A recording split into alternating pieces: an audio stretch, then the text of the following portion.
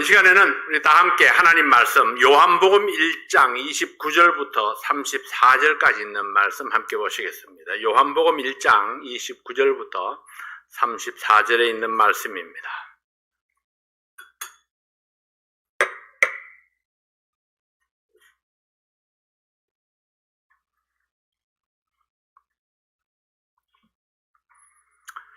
이튿날 요한이 예수께서 자기에게 나오심을 보고 가로되 보라 세상 죄를 지고 가는 하나님의 어린 양이로다.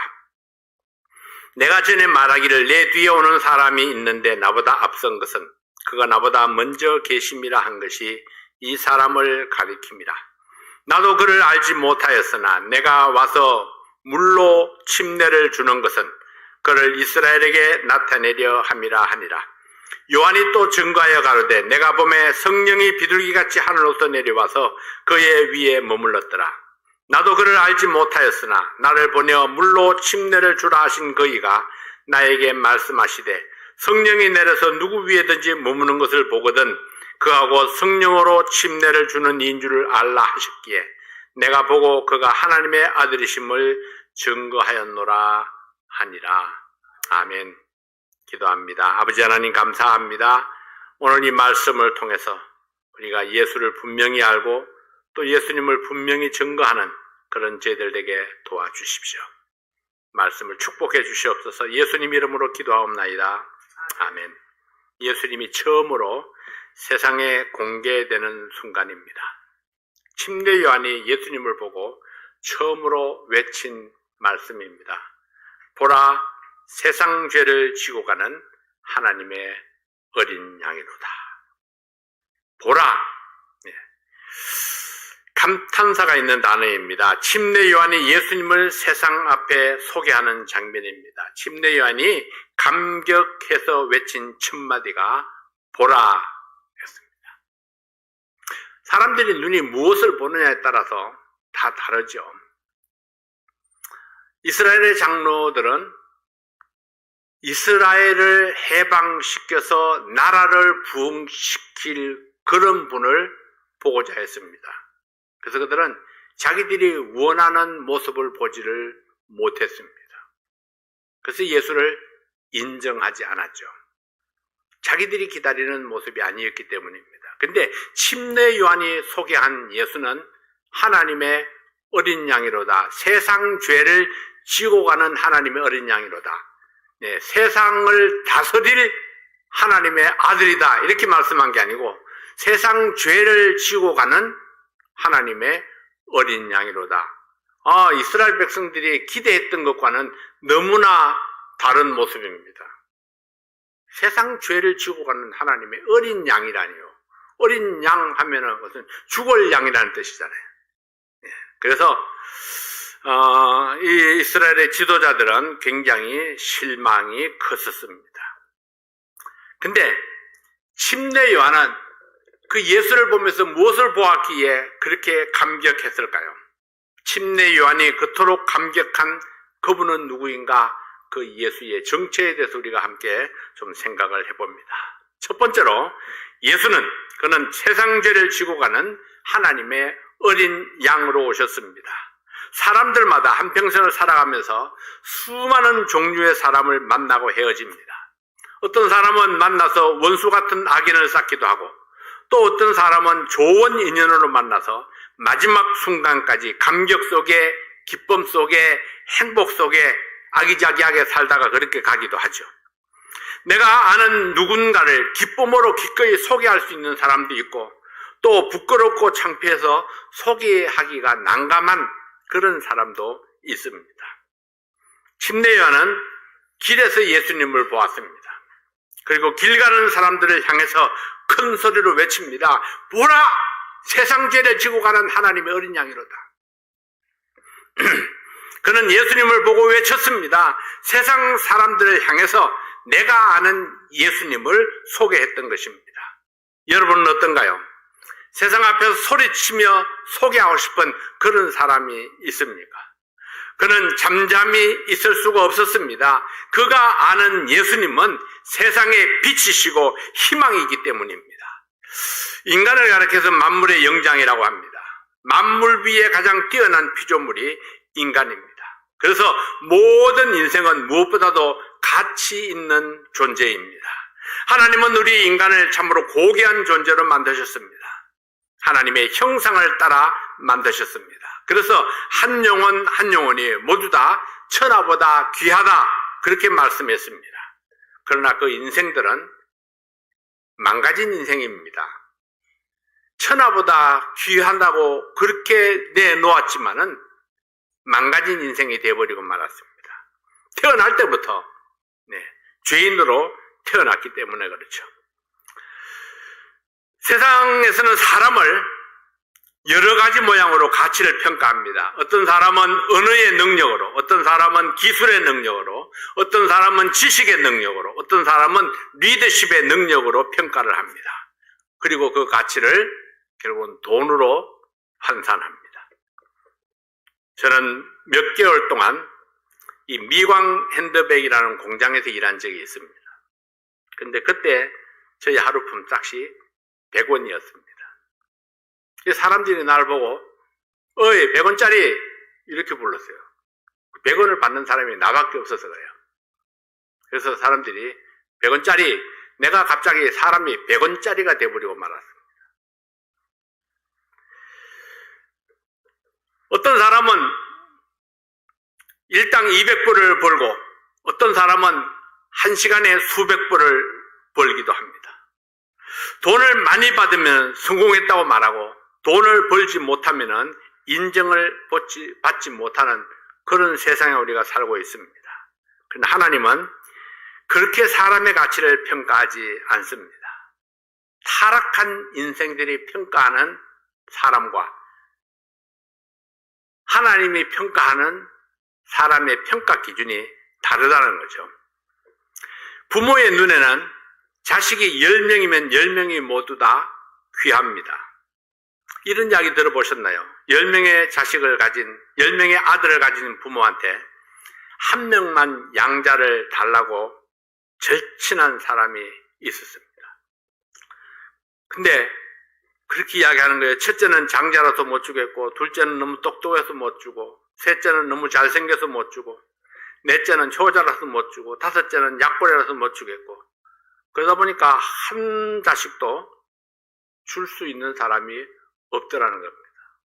아무리 자식이 많아도 다 각각 다 귀합니다.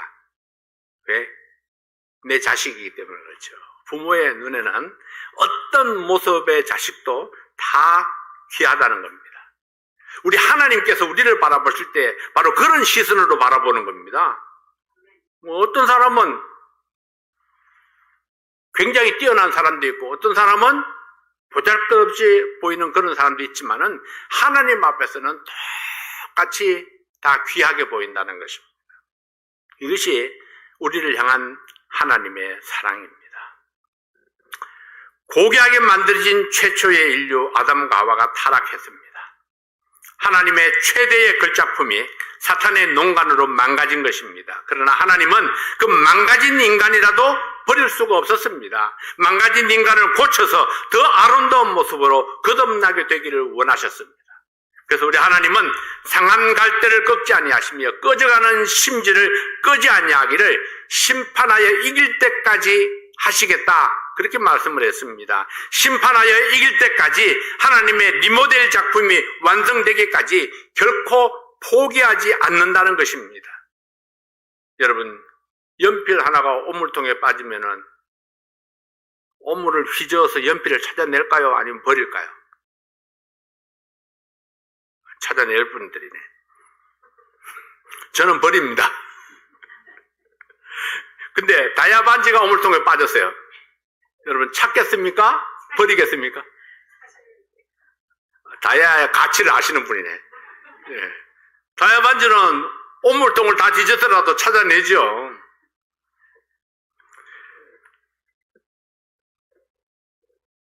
다이아 반지를 찾아서 씻고 닦고 또 닦아서 온전한 귀금속의 가치를 회복할 것입니다. 인간이 망가지긴 했지만 그냥 버리기에는 너무 귀한 존재이기 때문에 다이아몬드보다도 더 귀한 존재이기 때문에 하나님은 인간이 타락한 이후부터 그 인간을 구원할 구체적인 계획을 세우셨습니다. 망가진 인생을 고쳐서 이전보다도 더 아름다운 모습으로 하나님 나라를 빛낼 일꾼으로 세우실 그런 계획을 했습니다. 먼저 절망 중에 있는 인생들에게 하나님의 구원 계획이 있다는 사실을 알렸습니다. 아브라함과 그의 후손들을 통해서 그리고 선지자들을 통해서 보내서 하나님의 계획을 알렸습니다. 수많은 사람들이 들었고 희생제사와 성막의 모형을 통해서 하나님의 구원 계획을 알리고 또 알렸지만은 근데 대부분의 사람들이 하나님의 계획을 외면했습니다. 그리고 그들은 멸망을 향해서 터벅터벅 걸어가고 있습니다. 하나님의 마지막 방법은 하나님께서 직접 죄인들을 찾아오는 것입니다. 하나님의 방법은 보편적인 사람들이 생각하는 방법과는 완전히 달랐습니다. 사람들의 생각에는 내가 하나님 앞에 설 수 있는 자격을 먼저 갖추어서 하나님 앞에 가야 된다고 생각을 합니다. 그러나 누가 하나님 앞에 감히 자격을 이야기할 수 있을까요? 누가 하나님의 수준을 맞출 수 있을까요? 누가 하나님처럼 거룩하고 깨끗할 수가 있습니까? 아무도 없습니다. 로마서 3장 10절 말씀에 보면은 기록한 바 의인은 없나니 하나도 없으며 하나님께서 기록했어요. 의인은 없나니 하나도 없다고 말씀하십니다. 로마서 3장 23절 말씀에 모든 사람이 죄를 범하였음에 하나님의 영광에 이르지 못하더니 하나님 앞에 의인으로 인정받을 수 있는 사람은 이 세상에 한 명도 없습니다. 모든 사람이 죄인으로 태어나서 죄 가운데 있기 때문에 하나님의 영광에 이를 수가 없었습니다. 그럼에도 불구하고 하나님은 포기하지 않았습니다. 하나님의 방법으로 죄인된 인간을 깨끗하게 하시고 거듭나게 하셔서 하나님께 영광스러운 모습으로 세우기를 원하셨습니다. 하나님의 생각은 인간의 보편적인 생각과는 달랐습니다. 그래서 사람들은 이해하기가 어려웠습니다. 하나님께서 계획하신 구원의 방법은 이것입니다. 죄의 싹은 사망이다. 그러므로 생명은 생명으로 갚아야 한다. 여러분, 내 죄의 값을 내 생명 주고 갚아버리면 무슨 의미가 있습니까? 죽으면 끝이에요. 그러나 인간을 대신할 생명은 어디에도 없었습니다. 모든 사람이 다 죄인이었기 때문에 남의 죄를 담당할 수 있는 자가 아무도 없었습니다. 그래서 하나님께서는 인간을 대신할 생명은 하나님께서 예비해 주시겠다, 그렇게 약속하신 것입니다. 하나님께서 먼저 구약의 제사제도를 통해서 힌트를 주셨습니다. 창세기 22장에 보면은 이삭을 번제로 드리라는 명령을 받았습니다. 아브라함이 이삭을 데리고 나무와 불을 가지고 모리아산으로 올라갔습니다. 아버지, 불과 나무는 있지만은 번제할 어린 양은 어디에 있습니까? 아들아, 번제할 어린 양은 하나님이 자기를 위하여 친히 준비하실 것이다. 하나님이 준비하신 어린 양, 그 양이 이삭을 대신하여 번제로 드려지고 이삭은 생명을 건질 수가 있었습니다. 출애굽기 12장에는 하나님께서 애굽의 모든 장자를 죽이실 때에 하나님의 말씀에 따라 어린 양을 잡아서 문 좌우 설주에 피를 발랐습니다. 그랬더니 그 안에 있는 장자들이 다 죽음을 면했습니다. 레위기에서는 범죄한 사람을 대신하여 짐승을 잡아서 제사를 드림으로 생명을 구하는 제사법을 설명합니다. 이 모든 것은 모형입니다. 양이 무슨 힘이 있어서 사람의 죄를 용서하나요? 구약시대에 무수히 많은 양이 죄인을 대신하여 죽임을 당한 것은 궁극적으로 하나님이 보내시는 하나님의 어린 양이 와서 그 모든 것을 완성한다는 것을 보여주기 위한 모형입니다. 오늘 본문에서 침례 요한이 전한 메시지가 바로 그것입니다. 보라, 세상 죄를 지고 가는 하나님의 어린 양이로다. 세상에 있는 모든 사람들의 죄를 지고 가는 하나님의 어린 양이로다. 내 죄를 대신 지고 가실 하나님이 보낸 어린 양을 보라. 하나님을 불신함으로 지옥의 형벌을 선고받은 나의 인생, 나는 어떤 대가를 지불해도 용서받을 수 없지만은 나를 살리기 위해서 죄 없이 하신 하나님의 어린 양으로 이 땅에 오신 예수님을 보라! 그렇게 말씀했습니다. 어찌 이 사실을 알고 있는 침례 요한이 감격스러운 장면이 아닐 수 있겠습니까? 침례 요한은 알았습니다. 사람들은 몰랐습니다. 우리는 알았고 아직도 모르는 사람들이 있습니다. 그래서 우리는 외쳐야 합니다. 침례 요한처럼 세상 죄를 지고 가는 하나님의 어린 양을 보라고 외쳐야 됩니다. 사람들은 침례 요한을 이해하지 못했습니다. 지금 뭔 소리 하는 거야?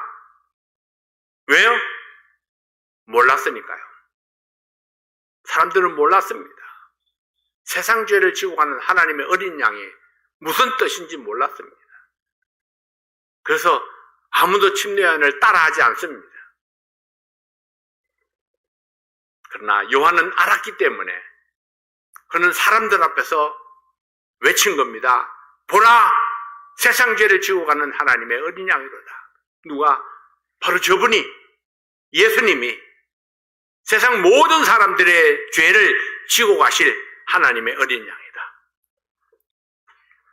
나의 죄를 지고 가신 하나님의 어린 양. 예수 그리스도를 믿기만 하면 누구든지 새로운 피조물로 태어나는 놀라운 기적을 경험하게 되는 것입니다. 과거의 나는 사라지고 새로운 내가 태어납니다. 침례교 찬송 460장 이런 찬송이죠. 놀라운 놀라운 날이었네 영원히 못 잊을 날 어둠의 길 잃고 헤매던 날 주님 찾아주셨네. 어둠의 길 잃고 헤매던 그 날을 주님이 날 찾아오신 것입니다. 주님께서 나를 찾아오셔서 나에게 보여주셨어요. 세상 죄를 지고 가실 하나님의 어린 양을 보여주신 것입니다. 오늘 여러분들은 어떤가요? 당신에게는 영원히 잊을 수 없는 예수님 만난 날이 있습니까? 길을 잃고 헤매다가 주님을 만나서 생명을 얻은 날, 당신에게는 바로 그 날이 있어야 합니다. 놀라운 날이었네. 영원히 못 잊을 날. 어둠의 길 잃고 헤매던 날을 주님께서 찾아주신 그날, 내가 주님을 발견하고 새 생명을 얻은 그날, 그 날이 있어야 합니다. 두 번째로 그는 성령을 통해서만 알 수 있는 분입니다. 요한복음 1장 32절부터 34절까지 있는 말씀을 봅니다. 요한복음 1장 32절부터 34절까지 있는 말씀입니다.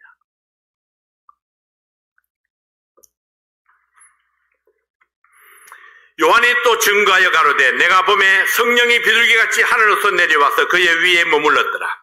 나도 그를 알지 못하였으나 나를 보내어 물로 침례를 주라 하신 그이가 나에게 말씀하시되 성령이 내려서 누구 위에든지 머무는 것을 보거든 그가 곧 성령으로 침례를 주는 이인 줄 알라 하셨기에 내가 보고 그가 하나님의 아들이심을 증거하였노라 하니라.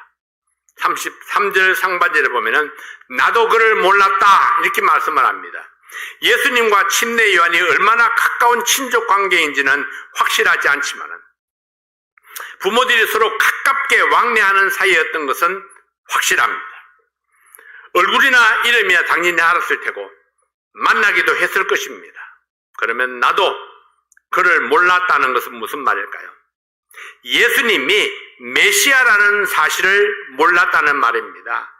예수님이 하나님이 보내신 세상을 구하실 구세주라는 사실을 그가 몰랐습니다. 32절을 보면은 요한은 성령이 비둘기같이 예수님 위에 내리는 것을 보았습니다. 그리고 33절 하반절에서는 하나님께서 침례 요한에게 하신 말씀이 나타나 있습니다. 요한아, 성령이 내려와서 누구 위에 머무르거든 그가 바로 메시아다. 그가 바로 하나님의 어린 양이고 그가 바로 세상 죄를 지고 가실 분이다. 그는 장차 성령으로 침례를 주실 분이다. 다른 말로 하면은 예수 믿는 모든 사람들을 성령으로 한 몸 되게 하실 분이다. 이런 이야기죠. 예수님이 메시아라는 것을 믿고 그 예수님이 온 세상의 죄는 물론 바로 나의 죄를 지고 가시는 구세주라는 사실을 믿는 것은 세상적인 상식으로는 절대로 쉬운 일이 아닙니다. 그래서 고린도전서 12장 3절 말씀해 보면은 내가 너희에게 알게 하노니 하나님의 영으로 말하는 자는 누구든지 예수를 저주할 자라 하지 않고 또 성령으로 아니하고는 예수를 주시라 할 수 없느니라. 성령으로 아니하고는 예수를 주시라고 할 수 없느니라. 이 말씀은 그냥 입으로 주여 주여 부르짖는 것을 의미하는 것이 아닙니다. 남이 만든 신앙 고백을 외워서 앵무새같이 습관적으로 의미 없이 반복하는 것을 말하는 것도 아닙니다. 그런 고백은 성령의 역사와 상관없이 할 수 있습니다. 그러나 예수님이 나의 죄를 지고 가신 하나님의 어린 양이라는 것을 진심으로 믿고 그 예수를 나의 구주로 나의 주님으로 고백하는 것은 성령의 역사가 없이는 절대로 안 된다는 것입니다. 나에게 예수를 하나님의 아들로 믿게 하는 것, 나를 하여금 예수님이 나의 죄를 지고 가실 하나님의 어린 양이라는 사실을 믿게 하는 것, 내가 고백하고 회개하고 예수님을 내 구주로 영접해 드리도록 하는 것, 그것은 바로 성령의 역사가 내게 있었기 때문에 가능했다는 것입니다.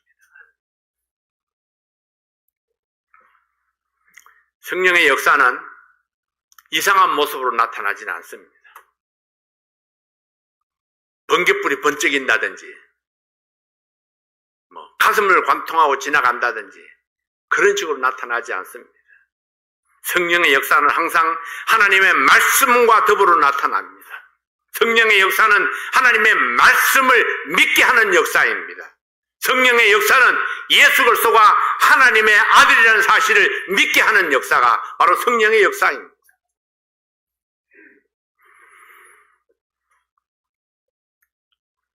어떻게 해야 성령의 역사가 내 속에서 일어나고 나는 성령의 역사를 알고 따를 수 있을까요? 첫째는 내 고집과 내 생각을 포기해야 합니다. 로마서 2장 5절에 보면은 나의 고집과 회개하지 않는 마음은 하나님의 진노만 쌓는다고 말씀합니다. 하나님 앞에서 빨리 항복하는 것이 최상입니다. 내가 알면 얼마나 알고 내가 능력이 있으면 얼마나 있겠습니까? 내가 높아지면 어디까지 올라갈 수 있을까요? 전지전능하신 하나님입니다. 비교할 수 없고 넘어설 수 없는 하나님입니다. 그렇다면 일찌감치 항복하는 것이 현명한 판단일 것입니다. 하나님 앞에서는 내 생각을 버리고 내 고집을 포기해야 합니다. 하나님의 생각이 어디에 있나요? 여기 성경에 있습니다. 하나님 말씀이 나타나면은 그 말씀 앞에 내 생각을 빨리 포기해야 합니다. 그리고 그 말씀을 따라가야 합니다. 그래야 성령이 역사할 수 있습니다. 내가 포기하지 아니하면은 하나님과 겨루게 되면은 우리가 하나님의 뜻을 알 수가 없습니다. 하나님의 도우심을 받을 수가 없습니다. 그러나 내 생각을 포기하면 하나님의 생각이 나를 지배하게 될 것입니다. 두 번째는 성령의 역사를 사모해야 합니다. 하나님은 사모하는 영혼을 만족케 하신다고 약속했습니다. 배부른 사람에게는 진수성찬이 코앞에 있어도 먹고 싶지 않습니다. 그러나 배고픈 사람에게는 소찬도 꿀맛이다, 그렇게 이야기를 하죠. 구원도 마찬가지입니다. 갈급해하는 사람, 사모하는 사람에게라야 말씀이 역사합니다. 그런 사람에게는 오늘이라도 해결될 수 있습니다. 지금 이 순간이라도 어린 양 대신 예수를 개인적으로 만날 수 있습니다. 그래서 망가진 내 인생이 새 것처럼 고침받을 수 있습니다. 하나님의 능력이 내 삶 속에 나타나기를 원하십니까? 성령의 역사를 사모해야 합니다. 성령은 사모하는 자에게 임하시고 능력으로 역사하십니다. 내가 미국에 와서 봤더니 미국에 있는 집들이 참 성경적이다 하는 생각을 했습니다. 왜요? 한국은 어디가 고장나면 한국 집들은 고치기가 너무 어렵습니다. 그냥 부시고 다시 세워야 돼요. 근데 미국 집들은 보니까 기초만 있으면은요, 기초만 단단하면은 다 고칠 수 있습니다. 어디 빵꾸가 나든지 무너지든지 기초만 단단하면 다 고칠 수 있습니다. 저기 앞에 조그만 집이 지금 어마어마하게 큰 집으로 지금 변신하고 있습니다.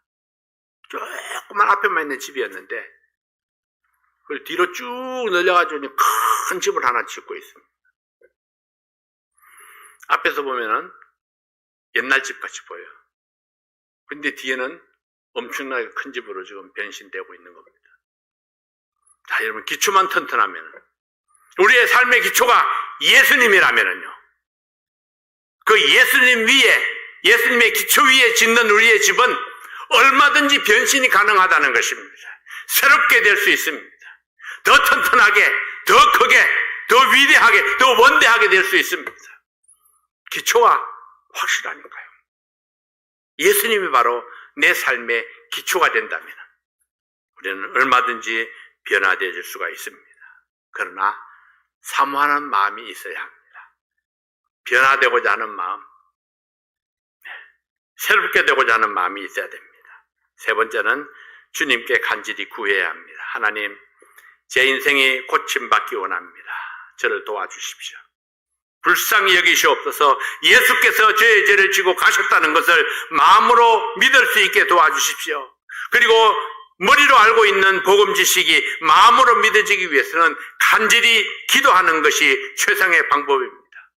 꼭 길게 기도하지 않아도 됩니다. 비록 짧은 기도라도, 단 몇 분에 불과한 기도라도 간절히 기도할 때에 성령이 역사하십니다. 여러분, 변화된 삶을 원하십니까? 역시 소원하는 마음이 있어야 됩니다. 그리고 그 소원하는 마음을 가지고 하나님 앞에 나아가서 기도해야 됩니다. 하나님, 제가 이런 삶으로 변화되기 원합니다. 내가 이런 사람이 되고 싶습니다.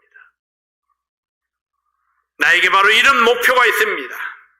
성령의 역사를 위해서 주님 앞에 간절히 기도할 때에 그 사모하고 찾는 영혼은 하나님이 반드시 찾아오십니다. 만나주시고 새롭게 해주시는 것입니다. 하나님께서는 거듭난 하나님의 자녀들에게 내가 결코 너희를 떠나지 않겠다 그렇게 약속을 했습니다. 내가 어려움 중에 있을 때에, 내가 고난 중에 있을 때에, 나에게 하나님의 도우심이 간절히 필요할 때에 하나님을 찾고 구하면은 하나님은 반드시 내 기도를 들으시고 응답하시는 하나님이십니다. 비록 빨리 응답이 오지 않을 수도 있습니다. 그러나 끝까지 참고 기다리고 견디는 자에게 하나님께서 소원을 이루어 주신다고 말씀을 했습니다. 1989년에 네이티 지진계로 진도 8.2의 강진이 이 아르메니아의 한 마을을 덮쳤던 적이 있습니다. 불과 4분도 안 되어서 3만 명이나 죽었습니다. 순식간에 폐허로 변한 가운데에 한 아버지가 아들이 다니는 학교로 달려갔습니다. 학교 건물은 완전히 무너진 상태였습니다. 그 폐허 앞에 망연자실에 있다가 항상 아들에게 했던 약속을 기억했습니다. 아들에게 그렇게 이야기했었죠. 이 아버지는 무슨 일이 생기든지 나는 항상 너를 위해 그곳에 있을 거야. 이 아버지는 아들에게 그렇게 이야기를 했어요. 너에게 무슨 일이 있든지 이 아빠는 항상 그곳에 함께 있을 거야. 그는 아들이 매일 교실로 가는 길이 어딘지 집중하기 시작했습니다. 급히 그 생각나는 곳을 향해서 달려가서 파편들을 파헤치기 시작했습니다. 다른 아이의 부모들도 도착했습니다. 그리고 그들은 이야기합니다. 모두 다 죽었어. 다 죽었어. 절망하고 말았습니다. 구조대원들도 모두 절망해서 사람들에게 집으로 돌아가라고 했습니다. 그러나 그 아버지는 포기하지 않았습니다. 옆에 있는 사람들에게 도와달라고 간청했지만은 모두 다 외면했습니다. 혼자서 땅을 파기 시작합니다. 8시간, 12시간, 24시간, 36시간, 그리고 무려 38시간 동안 쉬지 않고 돌을 드러내고 땅을 팠습니다. 드디어 밑에서 무슨 소리가 들리기 시작을 합니다. 아들의 이름을 불렀습니다.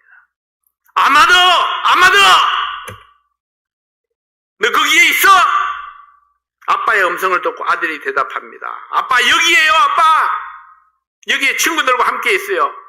몇 명이나 함께 있어? 14명이 함께 있었습니다.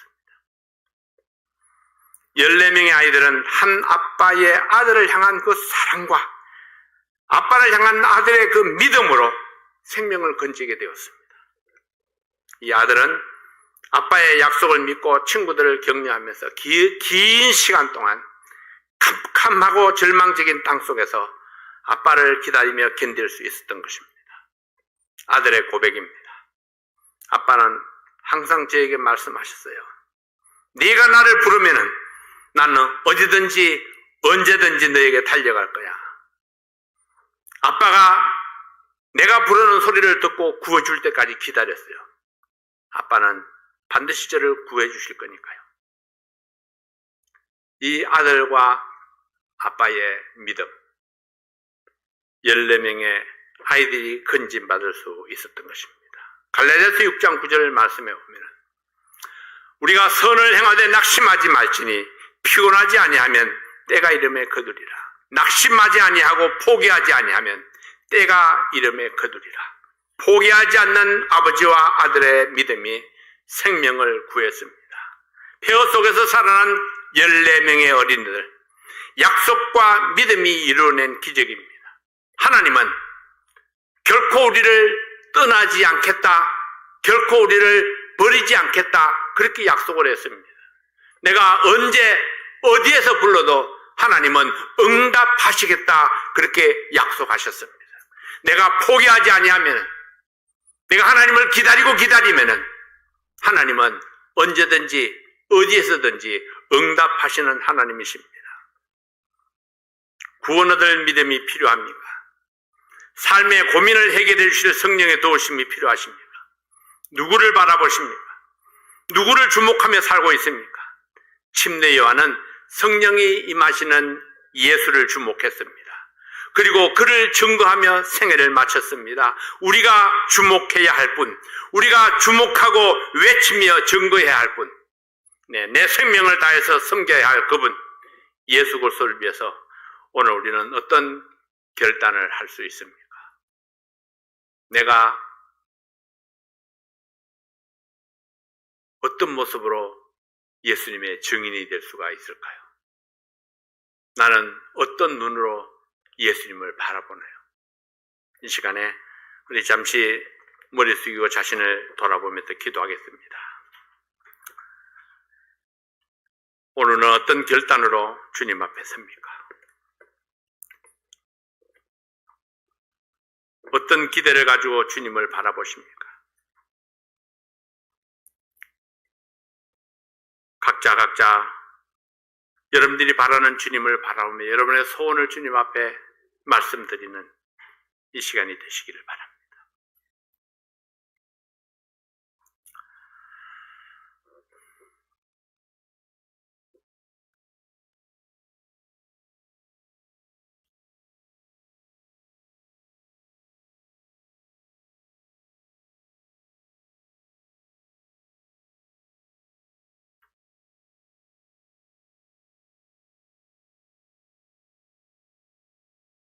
특별 집회를 앞두고 있습니다. 특별한 강사를 모셨습니다. 하나님께서 특별하게 역사하실 것을 믿습니다. 이번 집회를 통해서 내가 바라보는 것은 무엇입니까? 어떤 기대치가 있습니까? 어떤 소망을 가지고 있습니까? 성령의 도우심을 구하며 간절히 기도함으로 우리의 목표를 이루고 하나님의 역사하심을 체험하는 그런 귀한 집회가 될 수 있기를 원합니다. 아버지 하나님, 저희들을 도와주십시오. 주님께서 나와 함께 하심으로, 주님께서 깨닫게 하심으로 하나님의 뜻을 알고 깨달아서 하나님의 뜻이 내 삶 속에 이루어지기를 원합니다. 이번 집회를 통해서 우리 사랑하는 성도들이 원하고 갈망하는 그 모든 것들이 우리 하나님 말씀을 통해서 이루어지기를 원합니다. 아버지 하나님, 도와주시옵소서. 새롭게 해주시옵소서. 새로운 모습으로 주님 앞에 설 수 있도록 도와주십시오. 생명의 주님, 우리에게 소망을 주는 주님을 바라보게 도와주시옵소서. 전능하신 하나님의 아들을 바라보고 우리의 구세주 나의 주님을 바라보는 우리의 귀한 눈길이 되도록 도와주시옵소서. 오늘도 주신 말씀을 감사합니다. 예수 그리스도의 이름으로 간절히 기도하옵나이다. 아멘. 찬송하시겠습니다.